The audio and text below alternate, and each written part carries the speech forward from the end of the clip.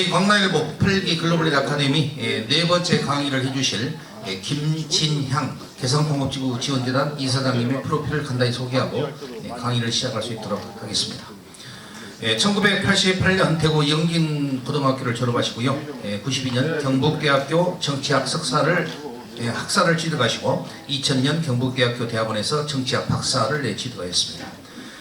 주요 경력으로는 현재 개성공업지구 지원재단 이사장님과 그리고 개성공업지구 관리위원회 위원장님을 겸임하고 계시고요. 경력으로 또 여시제 선임연구위원 그리고 카이스트 미래전략대학원의 연구교수, 개성공업지구 관리위원회 기업지원부장, 노무현 대통령 비서실의 인사수석실 비서관을 역임하셨고 노무현 대통령 비서실 통일외교안보정책실 행정관, 그리고 청와대 국가안전보장 회의 사무처 행정관, 그리고 세종연구소 북한연구센터 개원연구위원님으로 재직을 하셨습니다.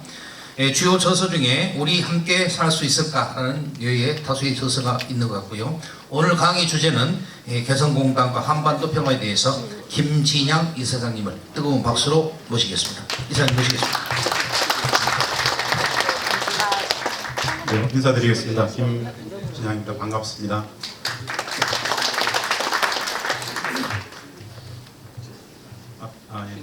네, 홍현님. 오랜만에 광주에 내려왔습니다. 요새 나주혁신 도시에 가서 비슷한 공공기관에 계시는 분들 만나서 남북관계 좀 정리해서 말씀드렸습니다. 순천 걸러서 광남일보 글로벌 아카데미 와보게 됐는데 광주에 이 비슷한 아카데미가 많다고 들었습니다. 그래서 초대해주셔서 고맙습니다. 오늘 제가 여러분들과 나눠야 될 이야기는 좀 생소한 영역입니다. 통일, 평화, 북한, 분단 뭐 이런 이야기들을 주로 좀 드리려고 합니다. 이번 주제는 개성공단과 한반도 평화에 관한 내용인데요. 글로벌 리더 아카데미 맞게끔 기본적으로 우리들이 잘 접할 수 없었던 북한 통일 문제에 대한 기본 이해는 좀 해야 되지 않겠나 해서 그 부분을 좀 말씀을 드리려고 합니다. 원래 저는 북한 체제 통일 문제를 전공한 학자입니다. 대학원에서 학생들을 가르쳤는데요. 주 전공이 국적 사회를 연구하는 학자입니다. 대학에서 대학원에서 학생들을 가르치다가 좋은 계기가 되어서 참여정부 당시에 노무현 대통령 모시고 청와대에서 남북관계국장과 비서관을 해서 드렸습니다. 학자이신 분으로서 직접 김대중 정부의 대북평화주의 정책을 개성했던 평화번영 정책을 만들고 국정과 직접 협상했던 그런 기억들보다는 오롯이 아주 강하게 남아있는 경험은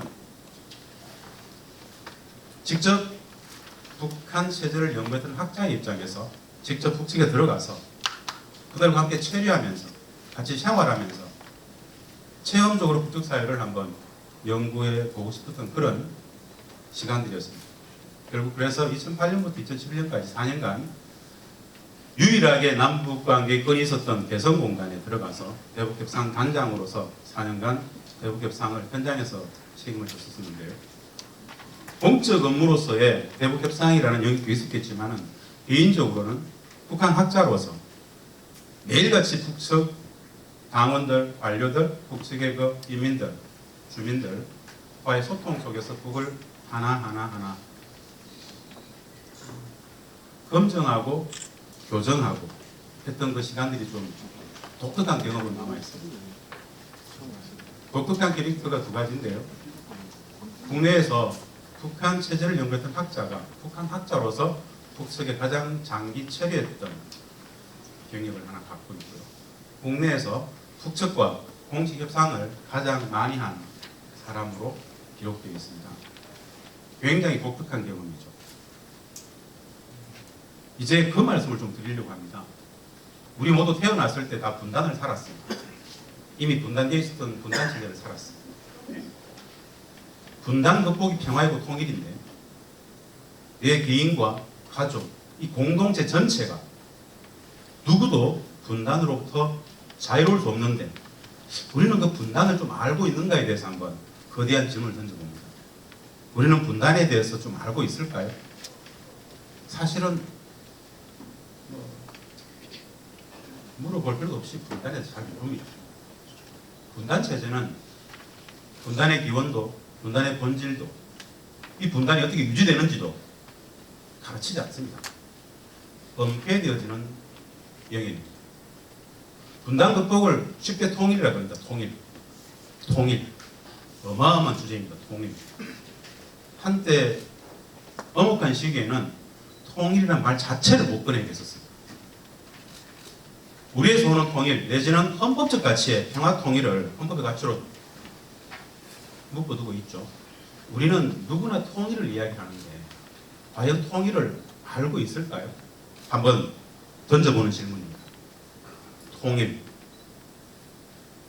이 한 단어 통일이라는 의미에 대해서 우리는 얼마나 잘 이해하고 있을까요? 마찬가지로 저는 거의 잘 모르고 있다고 봅니다. 통일에 대해서 뭘 잘 모른다는 이야기일까? 라는 수준이죠. 제가 많은 곳에 가서 이런 강연을 할 때 꼭 한번 여쭤보는 게 있습니다. 꼭 우리 대한민국의 이 나라의 국가의 공식 통일 방안을 아십니까? 라고 질문을 던져봅니다. 만약에 이 질문을 말입니다. 우리 국민들한테 여론조사를 하면서 물어보십시다. 국민들한테 똑같은 질문을 던졌을 때 몇 프로가 안다라고 답변을 할까요? 설문조사했습니다. 선생님께서는 우리 국가의 공식 통일 방안을 아십니까? 라고 했을 때 대부분의 국민들은 말입니다. 그런 것이 있는지조차도 모릅니다. 1%가 되지 않습니다. 1%가 되지 않는다는 얘기는 다 모른다는 얘기입니다. 사실 1000명 중에 6명이 안다고 답변했습니다. 0.6%죠. 사실 다 모르는 거죠. 왜 모를까요? 안 가르쳤습니다. 안 가르칩니다. 단순하죠. 안 가르치니까 몰랐을 뿐입니다. 우리나라에는 말입니다.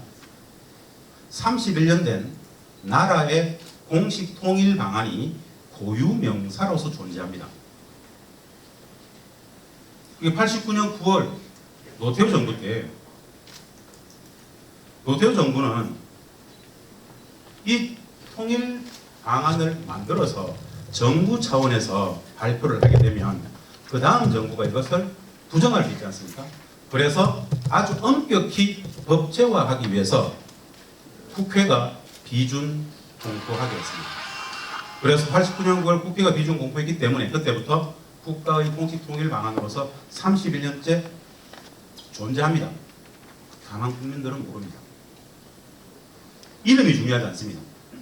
통일의 실체적 개념, 과정, 프로세스에 대해서 우리는 매우 잘못된 통일들을 염두에 두고 있습니다. 조금 더 볼 겁니다. 무슨 뜻이냐?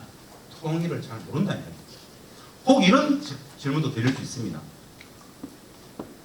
혹 남과 북은 이미 합의한 통일 방안이 있다 라는 말씀을 들어보셨습니까? 남과 북은 이미 통일 방안을 합의했다 하더라 라는 이야기를 한 번이라도 들어본 적 있습니까? 혹시? 없으실 겁니다. 왜? 그런 교육을 하지 않습니다. 남북은 이미 합의한 통일 방안이 있습니다. 언제 합의했는가? 2000년 6.15 공동선언 2항에서 통일 방안을 합의했습니다. 듣기 전에 TS. 한 가지 진짜 놀라운 사실을 말씀드립니다. 남과 북이 합의한 통일 방안이 뭐냐면요. 다름 아닌 우리 대한민국의 국가의 공식 통일 방안인 민족 공동체 통일 방안의 3단계 중에 1, 2단계까지 합의했어요. 한마디로 남과 북은 우리 대한민국의 공식 통일 방안 중심으로 전체적인 통일의 방안을 합의했어요. 이 사실도 우리 국민들은 몰라요. 왜 모를까요? 이 영역은 거의 가르치지 않는 영역입니다. 분단체제는 말입니다. 통일 교육을 하지 않습니다. 화해를, 나눔을, 공유를, 포용을, 배려를 가르치지 않습니다. 적대를 가르치죠. 반목, 질시, 폭력, 미움과 정오를 가르칩니다. 누구에 대해서? 조선선 넘어 그들에 대해서. 왜 그랬을까요? 매일같이 분단 체제를 유지해야 되기 때문에. 분단은 누가 만들었을까요? 38선 내지는 휴전선을 중심으로 남북의 분단입니다. 그럼 남북의 문제일까요? 아니면 그 분단은 누가 만들었을까요? 이 영역은 그렇게 해서 블랭크의 영역입니다. 누구도 분단 없고 자유로울 수 없습니다. 분단이 국민 불행의 구조적 근원이라고 합니다. 적폐 중에 근본 적폐가 분단 적폐라고 해요. 그런데 우리는 그 분단을 몰라요. 그냥 관심도 안 가졌을 뿐만 아니라 누구도 관심 못 가지겠습니다. 분단, 통일, 그리고 북은 어떻습니까? 북. 매일같이 쏟아지는 북에 대한 많은 뉴스들이 있습니다. 우리들의 이미지 속에서 북은 어떻습니까? 루저들, 시질이들, 헐벗고 굶주리는 것들, 혐오, 폄훼, 비난, 적대, 두려움, 경계의 대상입니다. 누가 이런 이미지를 만들었을까요? 분단 체제가, 분단 구조가 만들었습니다. 헌법적 가치에는 평화 통일이 있는데 일상 속에서는 적이라고 매일 가르칩니다. 적과는 평화 통일이 되지 않습니다. 모순이. 왜 이런 말도 안 되는 상황이 발생했을까요? 분단 체제는 애초부터 허구였고 만들어졌습니다. 자기적으로 만들어졌습니다. 다만 우리는 이 영역에 대해서 조금도 온전하게 제도 교육 속에서 배워본 적이 없습니다. 가르칠 수가 없었었죠. 저에게 주어진 시간이 80분이라는 시간입니다. 그래서 저는 굉장히 두렵습니다. 75년 분단의 역사를 살짝 가져와가지고 기본을 말씀드려야 되고 통일의 개념도 말씀드려야 되고 국도 이야기하고 개성도 말씀드려야 되는데 어마어마한 폭력입니다. 불가능한 시간입니다. 제가 카이스트에서 과학과 공학을 전공하는 그 카이스트 대학원생들한테 기본 개념들만 좀 던지고 대성단 일부 소개하고 아마 그렇게 강의를 정리해야 될 것 같은데요. 준비해온 슬라이드가 132회입니다. 이 자료는 그냥 공유하시고 USB에 담으셔가지고 한번 강의 이후에 차근차근 한 번 더 복습 차원에서 보시기를 꼭 좀 부탁을 드립니다. 제가 제목을 이렇게 달아봤습니다. 행복한 평화, 너무 쉬운 통일이라고 달았었는데요. 소제목을. 어떠세요? 평화가 행복한 건 알겠는데 너무 쉬운 통일, 도무지 용납이 안 되는, 인정이 되지 않는, 동의되지 않는 소제목이죠. 근데 알게 되면 진짜 쉽습니다. 다만 우리는 이 통일을 모를 뿐입니다. 그 통일에 대해서 이야기를 좀 드리려고 합니다. 평화만으로도 우리가 단 한 번도 겪어보지 못했던 품격이 다른 사회를 만들 수 있는데요. 그 이야기를 드려보겠습니다. 분단, 통일, 북인데요. 사실은 가장 많은 시간을 분단의 기원과 분단이 어떻게 유지되었는지, 성립되었는지, 어떻게 확대 재생산되는지 말씀을 드려야 되는데 기본 말씀을 드리고 넘어가겠습니다. 분단의 기원, 본질, 제가 툭 결론을 내렸습니다. 외세. 다 들었던 이야기입니다. 분단의 기원, 분단의 본질. 그래 우리는 외세가 달랐어. 다 아는 이야기입니다. 한번 명료하게 말씀을 좀 드리고 싶은 건데요. 이 한 장의 슬라이드에, 이 한 장의 사진에 두 전범국가가 있습니다. 2차 세계대전의 전범국가였던 독일은 전범국가였기 때문에 연합국에 의해서 동독과 서독으로 분단되어짐을 당했습니다. 똑같은 맥락과 이치대로라면 전범국가였던 일제가, 일본이 분단되어졌어야 되는데 왜 우리가 분단되어졌을까요? 모릅니다. 안 가르쳤기 때문에. 누구도 여기에 대해서 문제제기를 할 수 없었습니다. 우리가 뭐 약소국가였고 강대국의 패권적 논리 속에서 어쩔 수 없었잖아. 라고 합리화했죠. 그렇게 가르쳤죠. 거짓입니다. 우리처럼 똑같은 맥락이라면 우리처럼 2차 세계대전이 끝났을 때 식민지에서 해방이 되었던 나라는 총 78개 국가가 있었습니다. 우리만 분단되었습니다. 왜 그랬을까요? 단도직입적으로 결론적으로 한번 여쭤보겠습니다. 한반도의 분단을 기획한 사람들은 누구일까요? 어느 나라일까요? 우리는 알 수가 없어요. 안 가르칩니다. 대일에 가려져 있습니다. 다 대외비라고 합니다.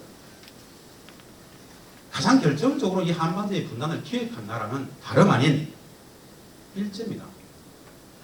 패전국 일본. 그들은 패전국이 아니었어요. 실제로는. 실질적 지혜로 본다는 말입니다. 혹 이런 말씀 들어보셨습니까? 청일전쟁, 1894년 청일전쟁 시기에 일본은 청에게 여차하면 조선반도를 38선을 기준으로 나눠먹자 라고 제안했다는 사실을 들어본 적이 있습니까? 들어본 적이 없습니다. 그런 건 가르치지 않습니다. 똑같은 맥락에서 1905년 로일전쟁 시기에 일본이 러시아에게 38도선, 38도선을 중심으로 나눠 갖자라고 제안했던 사실도 있습니다. 우리는 모릅니다. 임진왜란 당시에 말입니다. 일본은 명나라에게 평양성까지 양보하고 39도선을 중심으로 가르자라고 제안했던 사실을 아십니까? 왜 우리 다 모르죠? 몰라도 될까요? 나의 삶과는 아무런 무관한 이야기일까요? 100% 내 삶을, 이 공동체의 삶을 규정하는 문제입니다. 다만 몰랐을 뿐입니다. 분단의 기원은 그만큼 뿌리 깊습니다. 통칭해서 1945년 그 해방정국 속에서 국제정책 패권의 질서, 소위 말하는 국제정책 패권의 질서, 그들, 미국, 일본, 소련, 국제정책 패권의 질서의 역학관계 속에서 우리가 분단되어짐을 당했다라는 외세가 이 땅을 그들의 국익을 위해서 강제로 분단시켰다라는 그 잔인한 사실만은 꼭 기억하셔야 됩니다. 자, 1945년 그 애초의 분단의 질서는 2020년 현재의 분단의 질서와 전혀 다른 걸까요? 문제 제기를 해봐야 되지 않겠습니까? 남과 북은 종전선언 합의했습니다. 남과 북은 평화협정 체계를 합의했어요. 남과 북은 개성공단을, 남과 북은 금강산을 다 합의했어요. 왜 안 될까요? 미국은 우리에게 과연 뭘까요? 금기의 나라입니까? 우리의 생존권입니다. 국민행복의 기본 토대, 평화의 문제입니다. 경제 번영의 문제인데 국민행복을 완벽히 규정하는 이 영역을 양보하고 눈치 볼 영역일까요? 아니면 엄혹한 질서 속에서 불평등 관계를 늘 감수해야만 할까요? 지금도 괜찮은데 이래 살면 되지 뭐. 진짜 그런 걸까요? 아니면 당당하게 문제제기를 해야 될까요? 그게 진리이고 정의이기 때문에 문제제기를 해야 되는 겁니다. 눈치 볼 영역이 아니에요. 국민행복은 양보하고 눈치 보는 영역이 아니다. 그러면 해야죠. 왜 못할까요? 75년 분단 체제는 엄혹합니다. 호락호락하지 않습니다. 그래서 분단을 구조라 그러고 체제라 그럽니다. 지금도 분단의 질서는 매일같이 작동되어집니다. 분단 뉴스 회사들이 만들어내는 분단의 이데올로기들이 매일같이 우리들의 인식 체계를 유린하고 지배하죠. 안보 담론, 정권의 불안 담론, 여러 가지가 있습니다. 여하간에 분단의 기원. 사실 이 부분을 초기에 가장 많이 이해해야만 합니다. 그런데 이 본질을 알게 되면, 이걸 알게 되면, 국민들이 이걸 정확하게 알아버리면 분단 체제는 유지되지 않습니다. 여기에서 우리는 불편한 진실을 하나 만나야 됩니다. 국제정책 패권의 질서가 소위 말해 퉁쳐서 외세 내지는 미국, 일본 이들이 주도했던 그 분단의 질서, 그 국제정책 패권의 질서가 이 외세들이 분단을 강요하고 분단 체제를 수립하는 과정 속에서 이 현지에서 그 분단을 진짜 같이 만들었던 사람들은 누구입니까? 이제는 이야기해야 됩니다. 모른 척 눈 감고 있어서는 안 되는 문제죠. 다름 아닌 35년 식민지배의 시기에 일제의 사냥개, 일제의 주군으로서 했던 그들, 일제의 주군들이 현장에서 그 분단을 획책했었던 주체들입니다. 그들과의 싸움이 누구의 싸움이었습니까? 8.15 해방 이후에 몽양, 여운형, 백범, 김구, 김규식, 조수왕, 안재홍 수많은 독립운동지사들과의 어마어마한 싸움이 결국 해방정국 속에서 민족주의 독립운동의 세력 속에서 척결되었어야 될 그들이 오히려 이들을 역청산해버리는 과정이 물리적 토대로서의 분단 수립의 과정입니다. 너무 단순한 이야기예요. 아주 단순한 이야기예요. 이건 함수가 아니에요. 산수예요. 다만 이것을 가르치지 않았어요.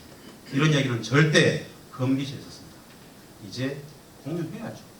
중요한 건 국민은 국가의 목적이기 때문에, 국민은 정치의 목적이기 때문에 불편한 진실을 하더라도 국민에게는 진리만 공유를 해야 됩니다. 그런데 국민을 지배의 대상으로 봤던 그들에게는 그 정도의 기만은 아무것도 아니었습니다.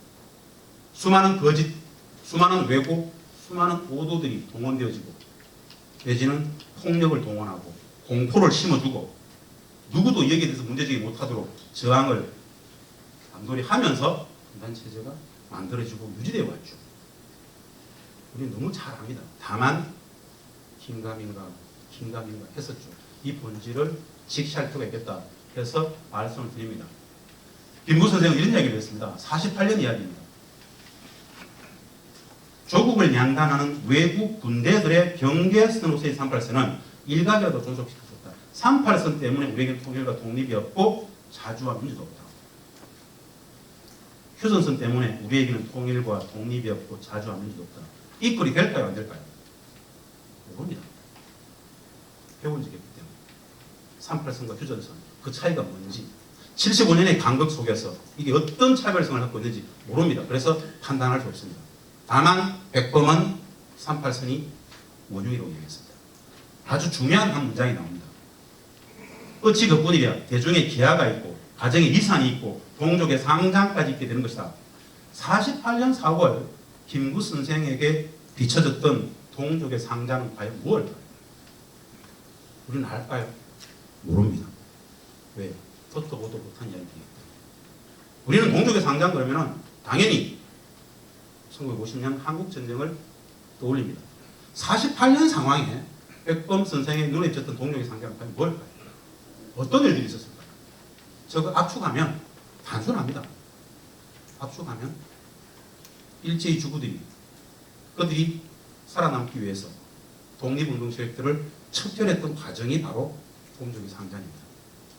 어마어마한 방장이죠. 역청산되었죠. 결국 백범도 그렇게 죽임을 당했죠. 동양이 죽임을 당하고 수많은 독립운동사들이 그렇게 죽거나 거의 제거되어 갔던 과정을 저렇게 표현했습니다. 어마어마하죠. 육군 포병 소위 안두희, 서북청년단 안두희 경교장에서 백범을 쐈습니다. 그날의 모습이 장례를 치르던 이야기인데요. 혹 아십니까? 육군 포병 소위 안두희, 서북청년단 안두희는 백범을 쏘고 6개월 만에 2계급 특진을 했습니다. 용납이 되세요? 이런 이야기가. 백범을 쐈는데 2계급 특진을 했어요. 이런 건 공유되어서는 안 되기 때문에 은폐했어요. 이승만은 철저히 그를 비호했고 결국 승승장구시키죠. 마지막 정의봉에 맞아서 결국 민에 의해서 죽임을 당했습니다만 마지막 순간까지 진짜 호의호식했습니다. 강원도에서 납세 실적 항상 1위를 하면서 강원도 즉 전체 군락을 책임졌던 그런 삶을 살았었습니다. 왜 이런 사람들이 있었을까요? 비행산의 일각이죠. 분단이 과연 뭘까? 정치 권력 이론적 관점에서 봤을 때 말입니다. 권력 이론적 관점에서 봤을 때 분단을 일제 35년 식민 지배의 현재 진행형적 속성을 가지고 있다고 이야기합니다. 권력 이론적 관점에서 후가면서 누가 지배하고 있는가? 권력 엘리트를 쭉 분석했을 때 보니까 35년 식민 지배 시대 그 엘리트들이 그대로 관통하고 있더라. 그래서 35년 일제 식민 지배의 현재 진행형의 물적 토대 분단이라고 이야기합니다. 부끄러운 이야기고 참 참혹한 이야기입니다. 나는 그렇다는 거죠. 표창공원에 묻혔습니다. 국립묘지로 못 봤습니다. 감히 김구가 어떻게 국립묘지를 갑니까? 조경환 선생님이 이렇게 얘기했습니다. 이분도 독립운동 1세대입니다. 내가 죽거든 친일파가 묻혀있는 국립묘지가 아니라 동기들이 묻혀있는 표창원이도 달라. 93년에 유언이십니다. 지난 20대 국회 때 일부 국회의원들이 국립묘지에 묻혀있는 일제히 주구들 파묘하자라고 했지만 결국 법안 소위 옳지도 못했습니다. 다시 21대에 살겠다는 것이죠. 이 이야기는 말입니다. 최소한 민족의 정신사는 온전히 쓰자라는 아주 일말의 노력입니다. 한번 관심을 가져볼 필요가 있습니다. 현재 사람들을 어떻게 바꾸지는 않습니다. 다만 정신사를 비정상성들을 정상성을 회복시키는 과정에 일만의 조그만 노력이다 정도 이렇게 이해하시면 되겠습니다. 꼭 아까 김구선이 하셨던 통일운동은 독립운동이다. 분단된 민족의 하나됨을 위한 노력은 이 시대의 새로운 독립운동입니다. 그 이야기가 이 이야기들이 2013년에 유명을 달리신 구익균 선생, 저분도 독립운동 1세대십니다. 안창호 선생의 비서셨어요. 저분의 2013년 마지막 유언이 우리들한테 남겼던 유언이 자네들 잘 듣게 통일운동이 곧 독립운동이네 라는 말씀을 남기셨어요. 우리는 삶을 살면서 이 단순한 한 명제 통일운동이 왜 독립운동인지 설명 못합니다. 왜냐? 배운 바가 없어. 어떤 영역인지 모릅니다. 전혀 생소한 두 영역이 이퀄이라고 해요. 블랭크, 가르치지 않았기 때문에. 그러나 이 역사를 아는 우리 학자들한테는 가장 통한의 한 문장입니다.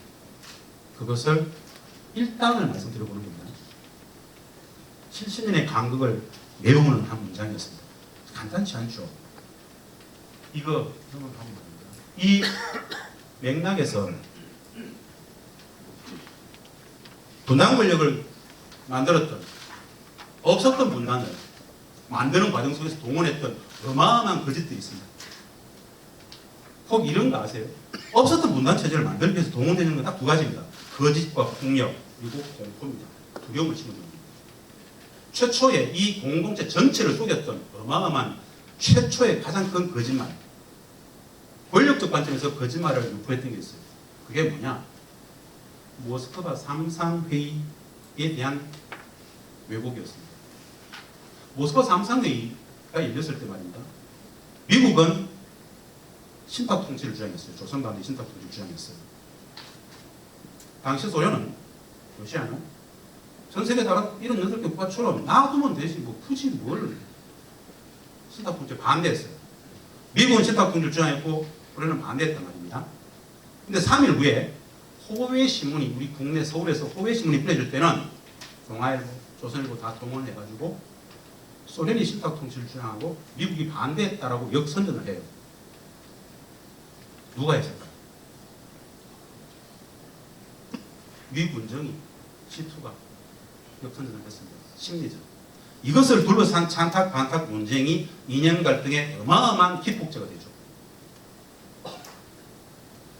왜 그 어마어마한 거짓들을 동원했을까요? 디바이드 룰, 분할 통치, 분할 지도를 위해서. 거성대의 거짓은 거짓도 아니죠. 이것을 직시했던 사실관계를 알고 지적하고 했던 지식인들, 독립운동 지식들은 물리적 폭력을 가하면 됩니다. 공포를 심어주고 누구도 다 감히 문제지를 못하게 거짓, 폭력, 공포와 두려움을 조장하면서 그렇게 만들어갔죠. 애초에 없었던 분단 체제를 만드는 과정 속에서 거짓들이 쌓이고 쌓여왔던 그 역사가 결국 70년 분단 체제의 시원입니다. 그 과정에서 수많은 사람들이 죽임을 당했었죠. 바로 대부분 독립운동 세력들이 청산당했습니다. 여기서 제가 한번 여쭤보겠습니다. 이들이 좌우입니까? 정치 이념적 스펙트럼에서 한번 말씀을 들어보는 겁니다. 계급주의적 관점이든 민족주의적 관점이든 어떤 관점이든 당시 이것을 좌우로 나눌 수 있을까요? 적절하지 않은 프레임입니다. 당시의 좌는 계급주의적 관점에서 본다면 그 좌는 다 어디에 있었습니까? 다 북에 있었잖아요. 백범 선생 이들이 다 우였어요. 이들을 역청산했던 일제의 주부들, 권력을 장악했던 일제의 주부들은 좌우의 이념적 스펙트럼에 들어가지 않아요. 이들을 정치적 용어로 드골, 프랑스의 드골은 어떻게 규정했는지 아세요? 민족을 배신했었던 집단이기 때문에 딱 한마디로 정의했어요. 이들은 좌우 무도 아닌 이들은 뭐다? 정치학적 용어로 정치적 반동 세력이라고 합니다. 청산의 대상이었어요. 그들이 권력을 잡았어요. 민족주의 우파 세력들을 거세하면서 그들을 좌로 몰았어요. 자신들이 몰아가면서. 왜곡된 프레임이죠. 말도 안 되는 프레임입니다. 그런데 우리는 그 프레임 속에서 지금도 진보니 보수니 좌니 우니 이런 얼토당하는 왜곡된 프레임을 갖고 있어요. 진짜 민족주의 우파면 민족주의 세력이면 통일과 평화를 이야기해야 됩니다. 근데 그들은 끝끝내 반대합니다. 그들이 가장 두려워하는 역사, 민족을 거부하죠. 왜? 일왕에게 충성했기 때문에. 공동체를 부정합니다. 개인의 일신의 영달만 존재했기 때문에. 역사를 가장 싫어하죠. 이 역사의 진실이 복원되는 것을 가장 싫어합니다. 민족도, 역사도 부정했던 그들의 문화는 어떤 문화였을까요? 우리는 한 번도 진지하게 이것을 생각해 본 적이 없습니다. 거기에 대해서 문제 제기를 하고 연구하고 이것은 뭔가를 걸어야 됩니다. 진실을 추구하는 과정 속에서 그것에 대해 줄 수 있는 가장 취약했던 분야가 바로 이 분야입니다. 그래서 이 영은 가르치지 않았습니다. 가르칠 수도 없었고 그래서 국민 전체가 사실 인력이 가장 약하더라라는 이야기인데요. 그 일제의 시기를 아주 간명하게 정리하는 두 편지를 제가 하나 소개하려고 합니다. 사실 선생님들 지난해가 일제 100주년이었죠. 임시정부 수립 3일 100주년이었죠. 우리가 일제시대에 대해서 배운 게 있을까요? 예를 들어서 분단을 35년 식민지배의 일제 35년 식민지배의 현재 진행의 독선을 가지고 있다 했을 때 그 일제에 대해서는 배운 게 있을까요? 우리가 일제 그러면 어떤 생각이 듭니까? 첫 번째 떠오르는 단어 1905년 을사늑약 이후에 한일합방, 이완용, 김구 1919년 3.1운동, 유관순 열사 백법 이후에 이봉창, 윤봉길 요 정도의 기본 상식적 이해 말고 그 시대를 촘촘히 배워본 적 있습니까? 사실은 없습니다. 왜 없는가? 안 가르쳤습니다. 그 시기가 어떤 시기였는지 그 시기 통칭해서 그 시기에 이 땅은 조선반도라고 했습니다. 일본 애들은 조선반도에 이 우리의 할아버지, 아버지 세대들은 나라 이런 백성의 서름이 어떠했는지 일제로부터 어떤 어마어마한 핍박을 받았는지에 대해서 그냥 참호했다 카더라라는 정도지 잘 모릅니다. 그 시기 그 일제에 저항했던 두 분이 있었죠. 여기 소개하는 조말의 여사의 아들 안중근의 이야기와 윤봉길 선생의 이야기인데 우리 다 아는 이야기입니다. 근데 속속들이 모르기 때문에 안중근의 의거에 대해서 잠시 이야기를 하는데 편지 하나를 소개해드립니다. 편지. 이토이 로우미는 일본의 초대 수상입니다. 일대 조선 통감이었어요. 일본의 메이지 유신을 만들었던, 메이지 정부를 만들었던 근대화의 고종을 폐위시켰던 을사늑약의 주범, 즉 대한민국이 한반도 식민지배의 가장 원흉이었습니다. 이등방문, 이토이를 여러분을 안중근 쏘았습니다. 사형 선고를 받았습니다. 병장이 이슬로 마지막 살아가시기 전에 이런 말씀 남겼어요. 대한독립의 소리가 천국에 들려오면 나는 마땅히 춤을 추며 만세를 들 것이다. 이런 것을 우리는 들어본 적이 없어요. 저 정도는 소개할 수 있어야 됩니다. 그런데 진짜 중요한 것 한 명인가 이런 겁니다. 안중근은 2월 14일 상해성 선고를 받고 나서 엄청난 고민에 빠집니다. 법정 투쟁을 할 것인가, 즉 항소를 할 것인가 말 것인가. 그렇게 고민하고 있는 아들 안중근에게 어머니 조마리아 여사가 편지를 썼습니다. 만나주질 않습니다. 죽으라는 편지를 써요. 이 편지인데요. 네가 만약 늙은 어미보다 먼저 죽는 것을 부르라 생각한다면 이 어미는 웃음거리가 될 것이다. 너의 죽음은 너의 한 사람의 것이 아니라 조선인 전체의 공분을 짊어지고 있는 것이다. 네가 항소를 한다면 그것은 일제의 목숨을 구걸하는 짓이다. 네가 나라를 위해 이런 척 땀만 먹지 말고 죽어라. 어머니가 자식에게 쓰는 편지예요. 모성, 자식을 위해 대신 죽을 수 있다는 그 어마어마한 모성을 넘어서 이분은 아들한테 너 죽어라. 면회가 가겠다. 그냥 죽어라. 라고 이야기했어요. 진짜 중요한 거예요. 왜 우리는 이런 것을 듣도 보도 못했을까요? 왜 안 가르쳤을까요? 더 중요한 거. 일제는 이 집안을 어떻게 대우했을까요? 우리는 모릅니다. 무슨 일이 있었는지. 그냥 모릅니다. 안 가르쳤다는 거죠. 제1강산이라는 마지막 서예를 진짜 많이 하셨지 않습니까? 마지막 남기신 글입니다. 또 한 가지 있습니다. 윤봉길 한인애국단 매원 선생. 중국의 역사를 바꿨죠. 사실은 동아시아 역사를 바꿨던 어마어마한 사건입니다. 중국의 심장 상해에서 일본이 전성절 축하 기념식을 전 세계를 향해서 시위하는 대놓고 자신들의 국력을 막 시위하는 그 자리에 중국인이 아닌 조선인이 던져서 박살내버렸죠. 중국 역사를 바꿨습니다. 이 사건 이후에 지리밀렬했던 국민당군과 중국의 공산당군이 국공 합작을 통해서 대일항전에 나서게 되는 어마어마한 사건입니다. 그것보다는 이 거사에 나서기 전에 썼던 편지, 우리 동포들한테 썼던 편지, 우리는 처음 봅니다. 다 살고 싶은 인정입니다. 그런데 100년 살기보다 조국의 영광을 지키는 이 길을 택했습니다. 이 편지도 있지만 말입니다. 저는 개인적으로 이게 선을 넘는 녀석들이라든가 예전에 무한도전팀이 직접 찾아가서 이것을 소개했던 적이 있는데요. 자신의 아이들, 모순과 담에게 남겼던 마지막 편지가 있습니다. 1살배기, 2살배기가 안 된 애들한테 썼던 편지인데요. 강보에 쌓인 두 병정 모순과 담에게 너희도 만일 피가 있고 뼈가 있다면 반드시 조선을 위해서 용감한 투사가 되어라. 태극기 깃발 높이 날리고 나의 빈을 찾아와 한 잔 술을 부으며 그리고 너는 압이 없으면 슬퍼하지 말아라. 24살 때예요. 여기서 또 질문. 일제는 이 모순과 담을 어떻게 처리했을까요? 우리는 몰라요. 모르면 편한 것일까요? 아니면 모르면 뭐가 될까요? 35년 식민지배를 딱 규정하는 한 이야기가 있습니다. 나라 이런 백성들은 어떤 백성들인가? 백성이 아니었어요. 동물 취급을 받았습니다. 35년 식민지배 시기에는 말입니다. 이 조선 땅에는 조선인들은 딱 두 부류였어요. 한 부류는 일제에 충성하는 소와 말들과 아무것도 아닌 개돼지 두 부류가 있었어요.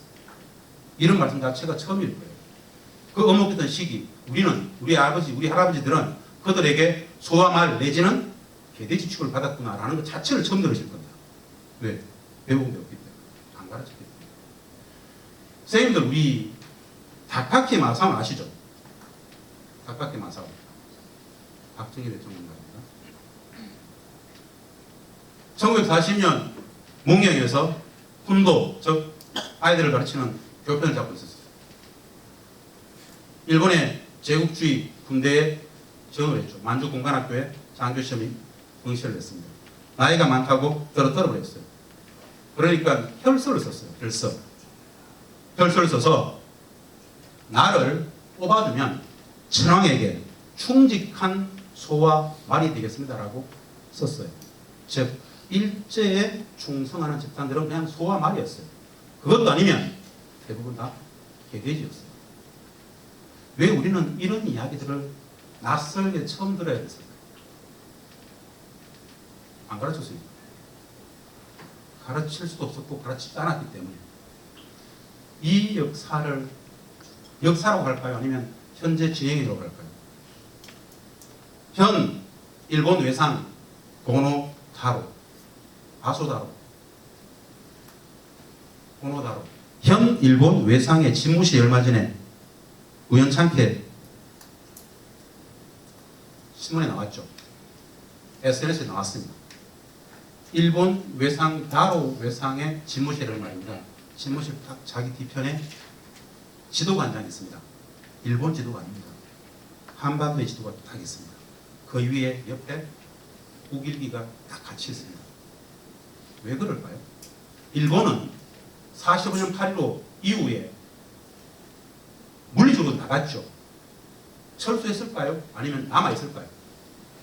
35년 식민지배의 시기에 그들의 하수인이었던 일제히 주구들과의 관계가 완전히 단절되었을까요? 계속 유지되었을까요? 우리는 이 영역에 대해서 고민을 해본 적이 별로 없습니다. 왜 토해라 그러는지 한번 깊이 있게 고민을 해볼 여지가 많습니다. 그 정도.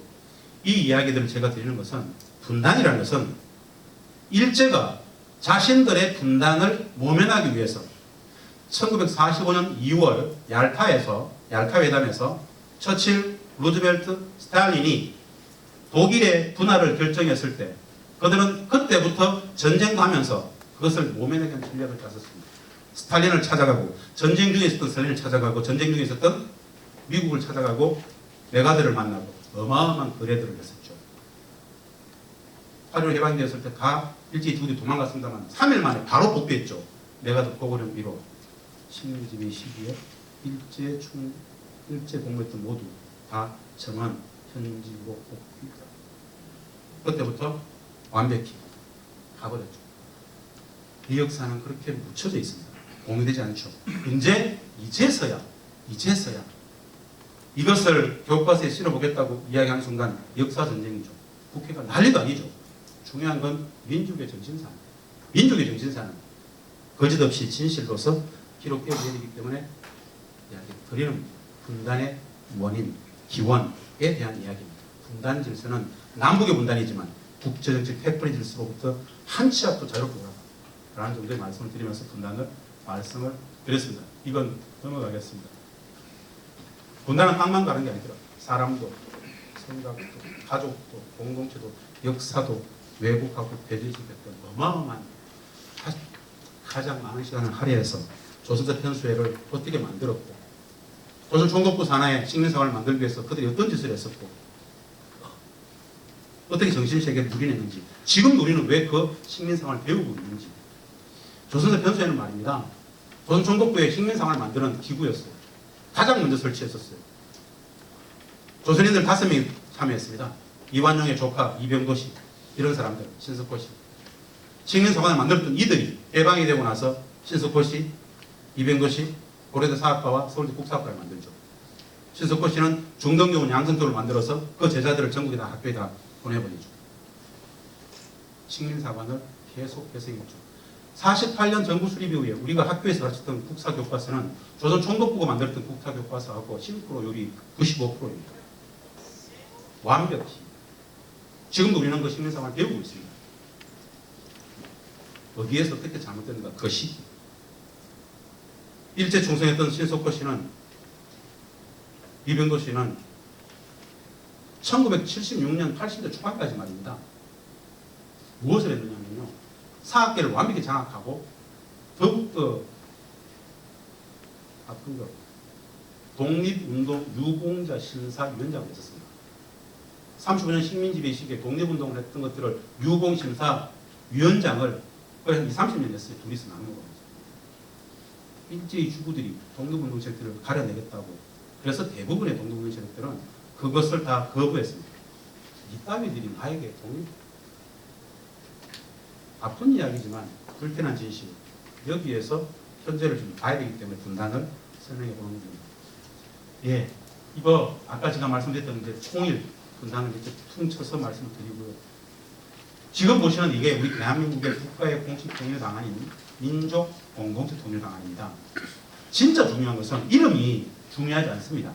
89년 9월 노태우 정부가 수립을 하고 국회가 비중 공포한 이후에 31년간 우리나라의 공식 통일 방안입니다. 진짜 잘 만들었습니다. 진짜 잘 만들었습니다. 지금도 아주 진짜 우리가 이해해야 될 건 딱 한 가지입니다. 통일은 사건이 아닙니다. 도둑처럼 찾아온다. 새벽처럼 찾아온다. 아침에 자고 일어나 보니까 통일되어 있더라. 다 거짓말입니다. 완벽한 거짓말.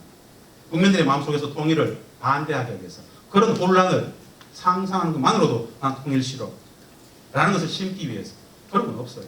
우리 국가의 공식 통일 방안이 민족 공동 통일 방안은 말입니다. 통일을 평화의 수십 년 과정으로 설정합니다. 평화가 통일이라고 가르쳐요. 뭐냐면요. 1단계 화해협력의 단계입니다. 화해협력만 최소한 30년 하자. 남과 북이 엄격히 상호 존중하고 화해협력, 사회문화 교류, 경제협력, 남북경협, 대송단 같은 거 많이 만들고 분단체제의 법적 근거에 전쟁적 상황이 유지되고 있는 이 휴전협정 체제, 전쟁을 쉬고 있는 협정을 평화협정으로 다 대체하고 휴전협정 적대의 두 축인 휴전협정의 주인 당사자인 미국과 북한이 대사급의 외교적 관계까지 수립하는 정도 관계 정상화까지를 1단계 화해협력의 단계로 봅니다. 이거 만들었을 때 진짜 열심히 노력하면 한 30년은 걸리지 않는 것 같습니다. 30년간 진짜 서로가 이거 언제부터 실제로 했습니까?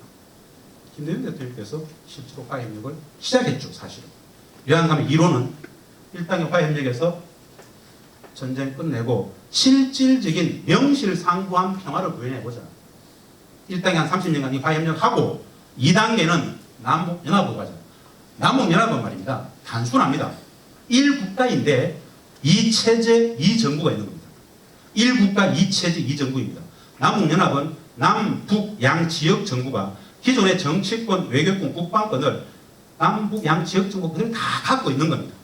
다만 남북 양지역 정부의 상위에 남북 정상회의, 남북 강요회의, 국회의 성격을 가지는 남북 평의회 이 세 개의 회의체를 운영하는 것 이게 바로 남북연합입니다.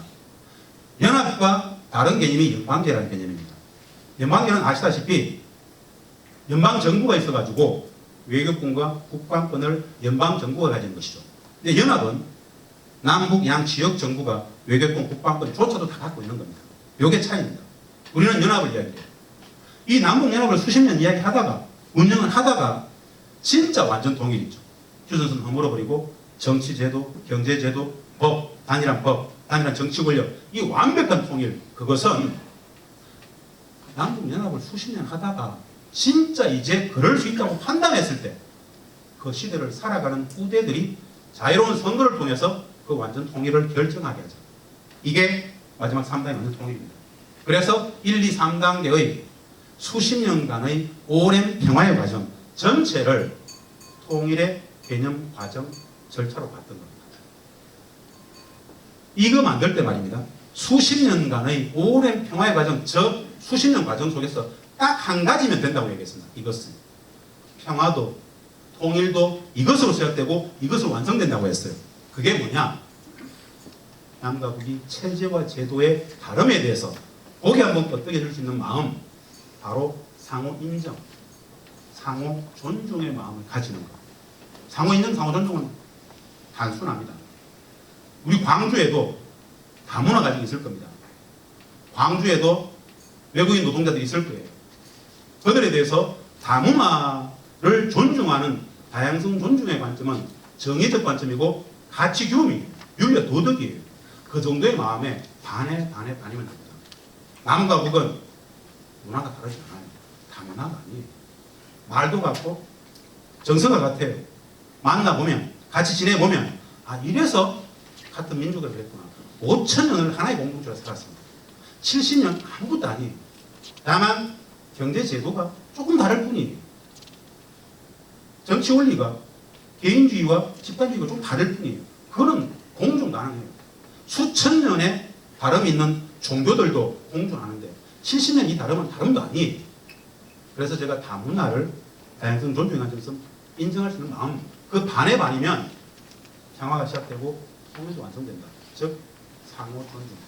다름과 차이를 옳고 그름이니 맞고 틀림이니 선과 악이니 이런 이분법적 흑백 논리로 가두고 차별하고 틀렸다고 하는 순간 싸울 수밖에 없습니다. 그러지 않고 그럴 수 있어. 그 마음이면 충분하다고 했던 게 89년 9월 국회가 비준했던 우리 대한민국의 통일방안, 민족국민통일방안의 이야기입니다. 여기에서 남과 북이 합의했던 통일방안이라고 그랬죠. 어디까지 합의했는가? 화해협력을 거쳐서 남북연합까지는 갑시다라고 합의했습니다. 원문에 이렇게 나옵니다.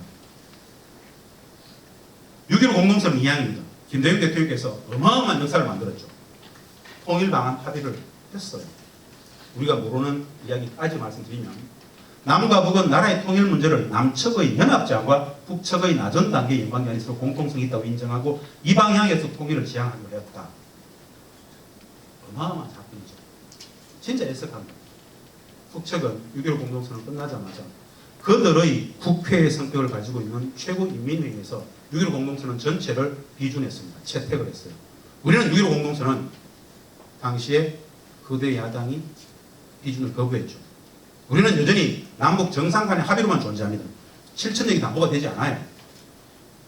여한 간의 북측은 기회만 있으면 6.15 공동선언에서 지금 돌아가 있다고 늘 이야기하죠. 통일방안 합의 실천만 하면 된다. 이런 이야기인데요. 우리는 기본이지 그런 통일방안이 있었는지 합의한 통일방안이 있는지 그게 뭐였는지조차도 잘 모르고 지금도 통일을 사건처럼 보고 있다. 여기에서 선생님들 때문에 여쭤보겠습니다. 이 수십 년간의 오랜 평화의 과정으로 존재한다는 적을 우리가 진짜 노력하면 40년, 60년 노력하지 않으면 영원히 안 올 수 있습니다. 여기서 질문이 뭐냐면 화해협력부터 완전 통일까지 수십 년간의 과정 속에서 소위 말하는 통일 비용이라는 게 존재할까요? 존재하지 않을까요? 고민해 본 적이 없습니다. 그냥 다들 통일 비용 그러니까 뭐 그런 값다. 통일 비용의 사전적 개념, 보전적 개념은 어떤 거냐면요. 북한이 붕괴했을 때 2,500만 전체 북한 주민들의 사회복지를 우리가 책임지고 그들의 1인당 GDP를 3,000불, 5,000불, 7,000불 올리는데 5천만 대한민국 국민들이 매년 1인당 통일 세금을 수백만 원씩 부담해야 된다는 이야기입니다. 그런 통일은 없습니다. 그런 통일은 없어요. 자, 질문. 통일 비용론을 만든 통일 비용론 누가 만들었을 것 같습니까? 딱 찍어서 얘기할 수 있습니다. 통일 비용을 통일 비용론을 누가 만들었을까요? 알 수가 없죠. 놀라지 마십시오. 일본이 만들었습니다. 일본이 이해가 되십니까? 그들은 단 한 번도 이 한반도를 포기한 적이 없습니다. 남과 북이 화해하고 협력하고 평화가는 것 가장 극렬하게 반대하는 애들. 웃기지 않아요? 집단 것들이 이 한반도의 평화 통일은 상상할 수 없는 재앙이라고 생각합니다. 왜 지들은 우리의 통일 비용론을 만들어가지고 모든 국민들의 가슴에 뇌리에 통일을 반대하게끔 만들었을까요? 그 통일 비용론을 확산시켰던 애들은 누굽니까?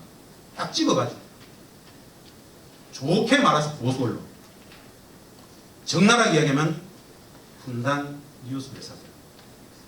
소위 말하는 그 분단 뉴스 회사들은 일본과 어떤 관계가 있을까요? 생각해 본 적이 없죠. 무슨 관계가 있을까? 모릅니다. 비일이 가려져 있죠.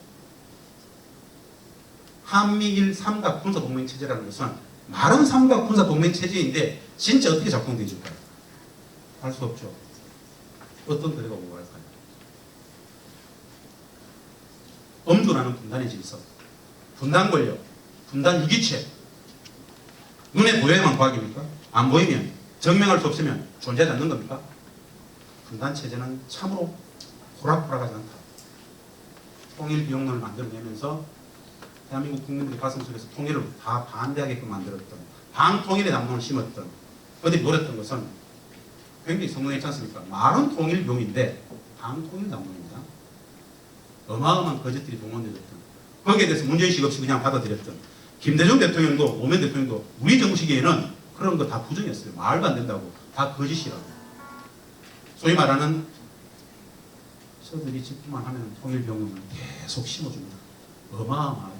그러면서 국민들의 마음속에서 반통일, 반통일 싫어. 내가 왜 통일 세금자한테 웃기지만 안 할래. 찌질한 것들을 왜 내가 이런 거짓을 가르쳤죠. 이미지화했죠.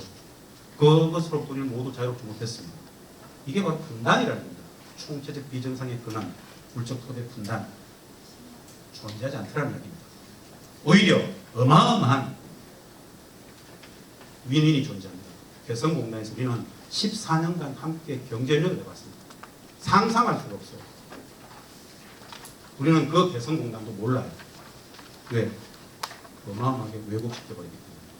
얼마를 투자해서 얼마를 벌었는지, 우리 대한민국 경제 전체가 그 개성공단으로부터 어떤 이익이 있었는지, 어떤 평화를 만들었는지 아셔야 된다 말입니다. 그걸 조금 더 소개할 겁니다. 이게 통일부 홈페이지에 있는 통일부 홈페이지입니다. 통일 홈페이지의 상단 왼쪽에 보면 통일 정책이 있습니다. 이거 클릭하면 통일 방안이 뜹니다. 민족 공동의 통일 방안. 민족 공동의 통일 방안, 우리 정부의 공동 통일 방안을 80분 쭉 나오죠. 지금 제가 설명했던 이야기들이 그대로 있습니다. 이거 언제부터 있었는지 아세요? 통일 홈페이지에 30년 정도 항상 있었습니다. 슬프지 않아요? 왜 우리는 문제의식도 없었을까요? 학교 선생님들은 알고 있었을까요? 다르지 않습니다. 모릅니다. 어디에서 왔고 어디에 존재하며 어디로 가야 되는지를 이야기할 수 있는 공동체성을 회복하는 데 있어서 가장 중요한 영역이 바로 이 통일교육 영역입니다. 그런데 분단체제는 철저히 외면하고 회피하고 부정했다라는 건데요. 평화가 통일이더라, 실질적으로는 상호 존중이 되더라. 다른 북한입니다. 진짜 어렵습니다. 이제 북 75년간 적이었습니다. 나쁜 새끼들, 지질한 놈들, 루저들. 우리가 하는 북한 무엇을 모르는가, 누가 모르는가, 왜 모르는가. 총체적 무지. 그래서 그 총체적 무지를 제가 북맹이라는 말로 압축해서 표현을 합니다. 한국정치학회와 한국국제정치학회다가 북맹이라는 단어를 만들어서 문맹, 큰맹처럼 75년 분단체제는 구조적으로 북을 무지하게 만들었고 체제적으로 왜곡했다. 국민들은 구조적 무지와 체제적 왜곡의 대상이었던 북을 받아들일 수밖에 없었기 때문에 모를 수밖에 없었다. 보편적인 무지, 일반적 무지, 총체적 북에 대한 무지를 북맹이라고 하는데 우리가 아는 북한은 그냥 아주 상징적으로 호시탐탐 적화와 야욕을 노리는 북한은 존재할까요? 모릅니다. 늘 그렇게 더럽기만 했어요.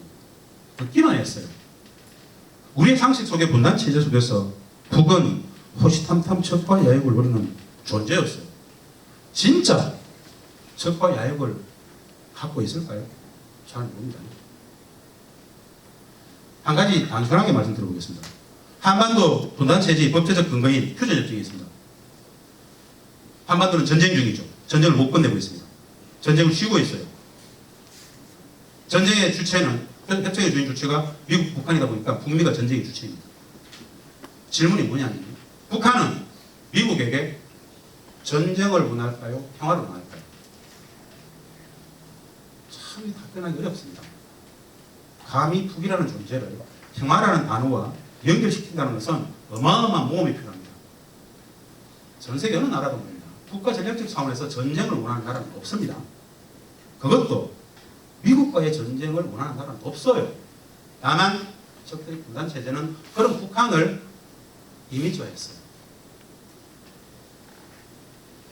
남측을 적화해서 어디다 쓸 것 같습니까? 왜?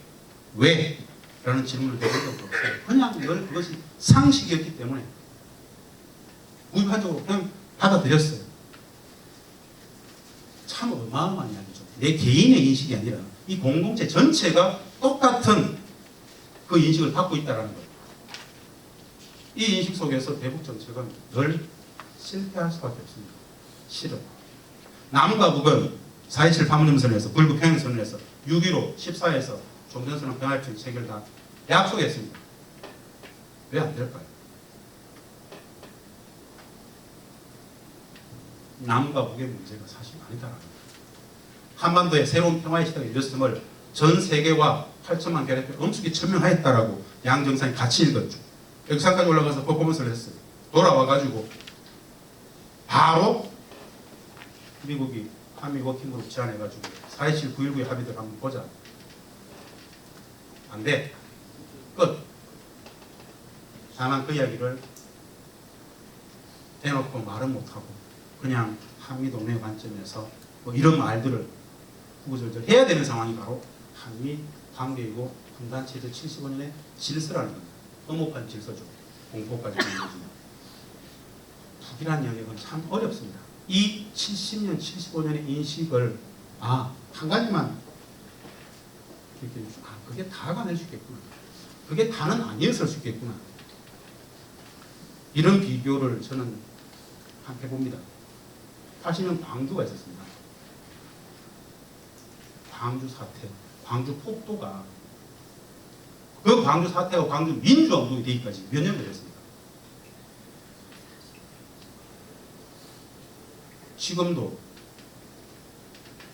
지금도 지만원 같은 애들 그러고 있습니다. 진실은 말입니다. 인식이라는 것은 어마어마하게 문제점입니다. 70년 분단체제는 똑같은 영역에서 북은 악입니다. 악. 이것을 바꾼다는 것은 분단체제가 통화체제로 가지 않는다면 진짜 어려울 겁니다. 매일같이 확대 재생산되는 북에 대한 악마화가 김정은 건강이상세를 한번 보십시오. 2주 14일 만에 50개 언론사가 9,800건의 뉴스를 쏟아냈습니다. 빅데이터 분석을 해보면 그렇습니다. 우리는 그 뉴스가 나왔을 때 심리전입니다.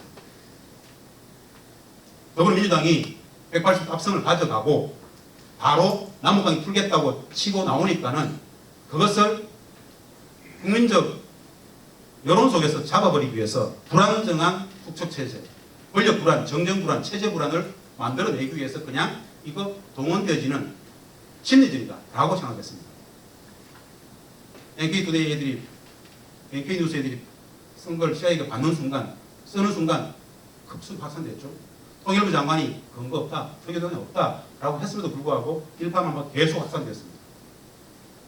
지성호 같은 애들 99% 확신한다고 이야기했고 태영호 막 나오고 다시 NSC를 열어가지고 국정원장, 통일부 장관, 외교부 장관, 국방부 장관 4명이서 공식적으로 통일동향 없다. 원산에서 활동하는 것을 보인다 라고 했음에도 불구하고 국민들한테는 일주일 동안 거의 매일 1000여 건 정도의 뉴스들을 쏟아냈습니다. 그래도 되니까. 우리는 그렇게 얘기했었어요. 대충 잔행이 아니라 자기 일정 끝나면 공식적으로 나올 시기가 있다. 우리가 남측에서 시끄럽다고 해서 뭐 나 잘 있어요라고 나오지 않는다. 자기 일정이 있는 것이다. 기다리면 된다. 사실은 그 시기 동안 우리 국민들의 뇌리에 이미지화된 딱 착범된 한 가지 늘 불안해라는 이미지만 남아있습니다. 북에 김정은이 살아있구나. 뭐 해프닝이었네 라는 것보다는 늘 그렇게 북은 정정 불안에 김정은 건강이상설과는 다르게 말입니다. 그거 일파만파 가지에 가지를 치는 수많은 뉴스들 뭡니까? 북의 구도는 김여정이 될 거야. 집단 지도체가 될 거야. 중국의 영향 속에서 급변 사태가 나면은 유엔이 들어가야 되나? 이 어마어마한 불안들을 막 만들었죠. 역지사지를 한번 보십시오. 역지사지. 4.27 9.19도 했었던 그들인데 남측의 유고 상태 속에서 정정 불안이 막 있을 거라고 막 자기들끼리 떠들면 우리 입장에서 기분이 어떨 것 같습니다. 이미 이것을 만들어냈던 사람들은 성공한 겁니다. 완벽히 성공했습니다. 북측은 다시 대화의 상황이 나오기가 굉장히 힘들 거예요. 신뢰가 완전히 사라졌어요. 어마어마한 심리전의 프레임에 갇힌 거죠. 협상을 진짜 많이 해봤던 협상 일꾼으로서 말씀드리는 겁니다. 이거 보고 나는 거 진짜 오래 걸릴 겁니다. 국정원이 진짜 나서가지고 많이 대한민국 언론이야 전문가를 안 듣습니다. 이거 말이 안 돼. 이해해야죠라고 아무리 이야기한들 어려울 거예요. 여하간에 그렇게 우리는 심리전의 프레임을 갖춰가지고 2주 동안 그랬다라는 이야기. 이게 현존하는 우리 사회 속에서의 분단의 질서, 북에 대한 영역입니다. 어려운 이야기입니다만 사실은 단순합니다. 호시탐탐, 굶주린다, 악, 두려움, 경계 만나보면 전혀 아닌 다른 북을 만날 수 있는데요. 이 영역은 이렇게 정리를 합니다. 제가 사실은 북이 어떤 체제다라는 거, 사회주의 경제다, 집단주의 체제다, 전쟁 상황, 미국과 전쟁을 못 끝내고 있다, 많은 이야기들 이거 관련해가지고 하나하나 설명이 필요한데 참 어렵죠. 자본주의 경제와 사회주의가 어떻게 다른지, 개인주의 사회와 집단주의가 어떻게 다른지, 북측 사람들은 생활이 어떻게 되는지, 그들의 가치 교육은 어떤지, 어떤 사고방식을 갖고 있는지, 그들에게 윤리와 도덕은 뭔지, 왜 그 사람들은 보편적으로 조금 A 범절이 있는지, 이 조직 생활이라는 건 어떤 건지, 이런 것들 살아 옮기는 이야기들을 드려야 된다 말이에요. 생활 총화 같은 것이 어떻게 진행이 되는지, 12년 교육제도라든가 그들의 직장 생활, 가정 생활, 현학자 입장에서 4년간 장기 체류하면서 늘 토론했던 영역입니다. 그것을 봐야 그들에게도 가치 규범이 있구나. 그들 2천만의 체제가 움직여지는 저게 있구나. 그들이 열렬히 통일을 왜 이야기하는지, 그들은 분단의 경을 어떻게 이해하는지, 그들은 중국을 어떻게 평가하는지, 그들에게 일본, 그들에게 미국은 어떤 영역인지, 이런 영역들. 이게 바로 북에 대한 이해라는 것인데요. 우리가 몰라도 사실 너무 모르는 분단 체제는 전혀 가르칠 수 없었던, 이렇게만 한 생각해 보십시오. 내가 미국에 관심이 있으면 유학 안 가더라도 미국 드라마나 영화나 문학 소설 보면서 그들의 가치를 배울 수 있습니다. 일본 영화, 일본 드라마 다 볼 수 있죠. 유럽, 아프리카, 남미까지 다 볼 수 있어요. 간접적인 경험을 통해서. 북에 대해서 진짜 관심이 있는데 북쪽 사람들은 어떤 소설을 읽는지, 그들은 어떤 시를 읽는지, 그들은 어떤 수필을 보는지, 그들은 어떤 드라마, 어떤 영화를 만드는지 관심이 있어도 볼 수가 없어요. 한 번도 본 적이 없어요. 그걸 안 보면 그들은 어떤 가치 규범과 생활 양식과 진, 선, 미의 가치 규범, 윤리, 도덕을 갖고 있는지를 모르잖아요. 사회주의 경제가 어떻게 작동되는지 이런 것들, 그런 것들을 왜 금기할까요? 왜 못 보게 할까요? 보면 진짜 친북이 됩니까? 친북될 사람 아무도 없습니다. 왜 못 보게 할까요? 그걸 보게 되면 고개가 끄덕여지게 됩니다. 이렇구나. 이야기하는 게 다가 아니네. 많은 왜곡이 있었네. 오도가 있었네. 이건 좀 심하네. 라는 북에 대한 정보의 독점들이, 어마어마한 왜곡 오도들이 드러나기 때문에 결코 열지 않죠. 학자들만 보게 하고. 이런 비정상적 체제가 분단 체제입니다.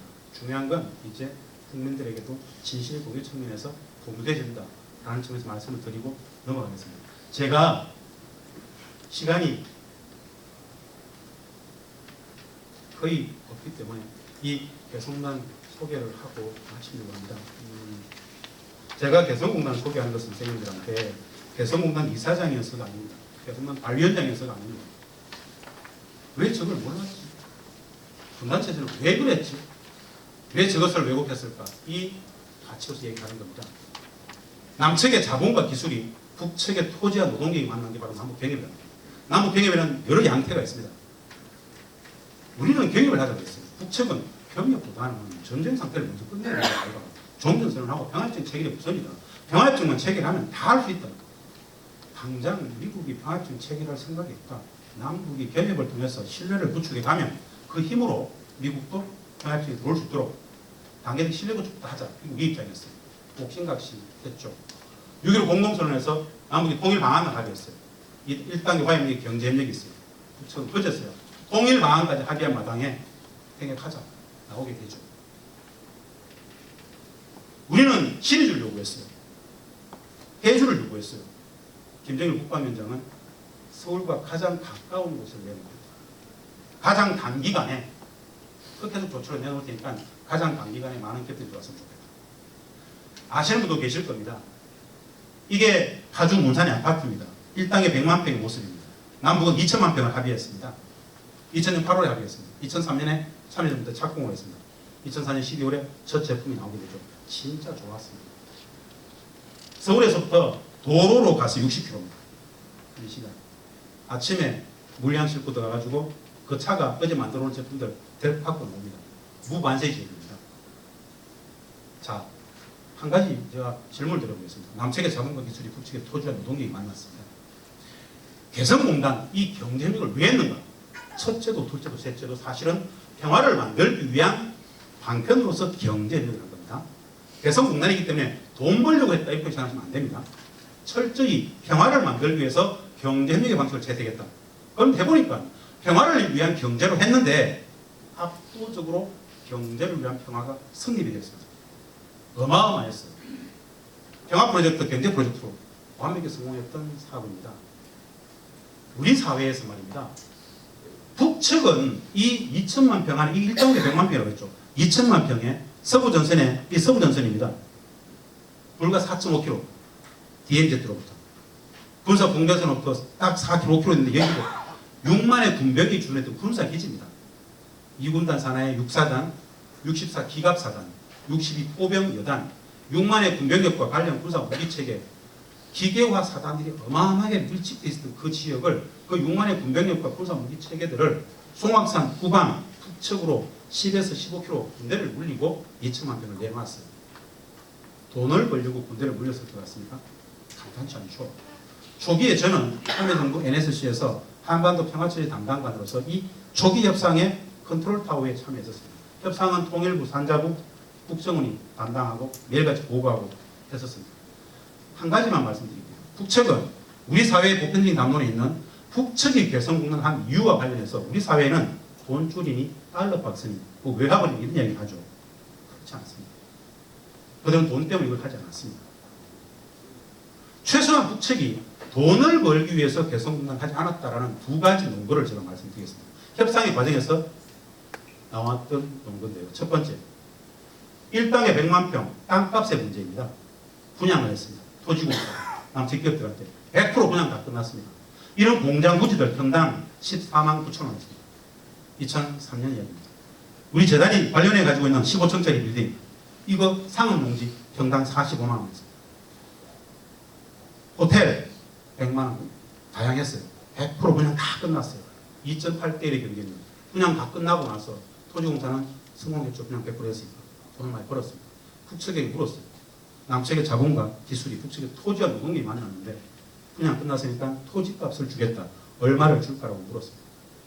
북측은 이렇게 얘기했습니다.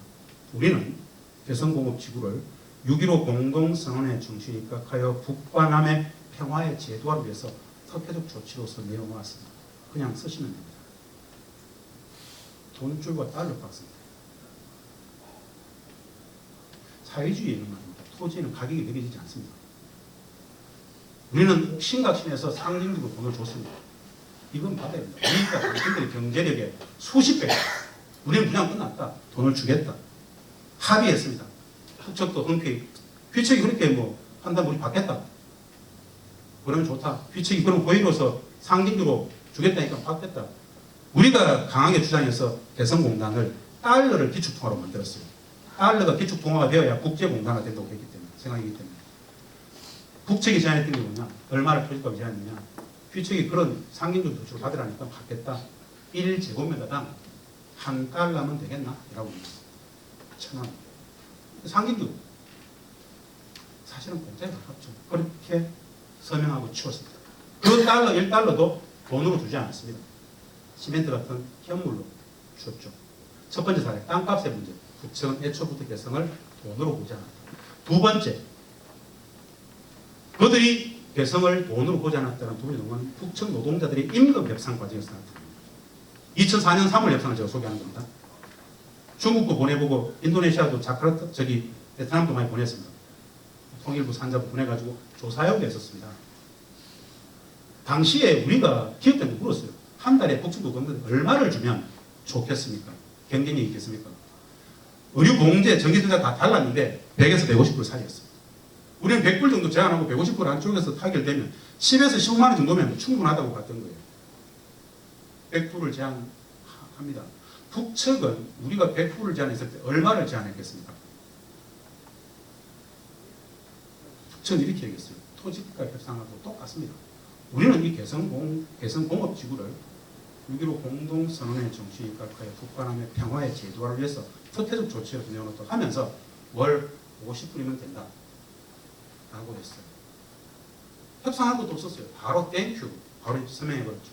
그래서 북측 노동자들의 한 달 기본임금은 50불이었습니다. 50불 기본임금에 연장, 야근을 해서 실질 총액임금 얼마를 받아갔는가? 57불, 하나로 63,000원. 한 달 63,000원입니다. 퍼주기일까요? 도기일까요? 민망한 얘기죠. 일당도 아닌 한 달 63,000원을 줬어요. 그래도 분단 유수 회사들은 퍼주기로 얘기합니다. 한 달 63,000원 주면 4인 가족이 먹고 살 수 있을까요? 그런 개념 없습니다. 우리는 내 노동을 팔아서 먹고 살지만 그들은 어느 단위나 협동농장이든 기업소든 모든 공장, 강이든 국가적 임무를 수행하는 겁니다. 사회주의 노동은 돈이 아니 국가적 임무를 수행하는 것입니다. 그리고 국가는 그들의 생활을 책임지는 것이죠. 그래서 자본적 가치 프레임에 있는 달러박스다, 외화벌이다, 돈줄이다 이 개념 자체가 아주 일방적인 우리 인식입니다.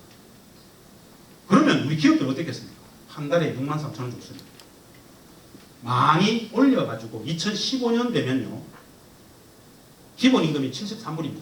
73불 기본임금에 연장, 야근, 특근 다 해가지고 초코파이, 라면 다 포함해서 북청 노동자 한 명을 데리고 쓰려면 한 달에 15만 원, 16만 원이 됩니다. 우리 국내에 들어와 있는 외국인 노동자 한 명을 쓸 수 있으면 백성에서는 국청의 노동자 10명, 13명을 씁니다. 그런데 엄청난 반전이 있어요. 국청 노동자 한 명은 말입니다. 노동 생산성, 고품질 구현력이 남측 노동자보다 더 잘 만듭니다. 왜 그럴까요? 한 가지 이유 때문입니다. 그들은 직장을 옮기지 않습니다. 이직을 하지 않습니다. 한 가지는 끝까지 합니다. 그래서 누구나 숙련 노동자가 됩니다. 숙련 노동자는 전 세계에서 최고의 품질 경쟁력을 담보하는 노동 생산성을 담보합니다. 그런데 63,000원에서 15만 원이 됩니다. 그래서 우리 기업들한테는 말입니다. 한마디로 전 세계 어디에도 개성공단만한 곳은 없었습니다. 이 사실관계 때문에 이를 투자하면 GDP 기준으로 최종 생산물의 최종 소비자가격 기준으로 30대를 가져오는 것입니다. 어마어마한 곳입니다. 이런 개성공단이 남북 경협이 확산되면 어떨 것 같습니까? 중국발 비교 우위에서 밀려서 중국의 제조업 경쟁력이 우리를 압도했기 때문에 우리는 부조적 저성장에 빠졌습니다. 부조적 저성장은 양극화, 일자리 다 문제가 됐죠. 남북 경협만이 개성 사례에서 나타나듯이 남북 경협만이 중국발 비교 우위를 넘어갈 수 있는 유일한 제조업의 위기, 일자리의 위기, 양파의 위기 이것들을 구조적으로 해소할 수 있는 지점이더라라는 정도의 말씀을 드립니다. 이 많은 사진들은 그냥 제가 자료로만 그렇게 있었던 이 모든 자료들은 제가 사진에 남았는데요. USB를 가져오셔가지고 주최 측에서 받아가십시오. 이랬던 그 5만 5천, 6만 명의 노동자들의 모습들인데요. 한 장 한 장 슬라이드를 통해서 설명한 게 진짜 많습니다. 남과 북이 함께 일했던 순간순간 평화를 만들고 돈도 벌고 했던 과정들 이 개성공단의 사례를 개성공단만 3시간을 얘기해드립니다. 사실은. 그것도 모자랐어요. 이것을 그냥 동의부여를 통해서 이 정도 소개, 80분 소개해서 분단 통일국 개성을 소개한 거고요. 이후에 혹 관심 있으시면 유튜브라든가 이쪽에서 김재환TV, 김재환 교수 치면 참 많습니다. 남북 대결에 관심을 가지십시오. 혹 국내에서 제조업의 위기 내지는 한계가 왔다고 판단하시는 분들은 동남아를 꿈꾸는 분들이 있으시다면 100% 그냥 쉽게 북에 대한 이해들을 먼저 공부하시고 남북 대결에 한번 관심을 가지고 있죠. 그냥 이야기할 것이 없습니다. 참으로 많은 인사이트를 줄 수 있는 건데요. 관심을 가져달라는 정도의 말씀을 드리면서 시간이 제한되기 때문에 이것으로서 제 인사를 마칩니다. 고맙습니다. 감사합니다.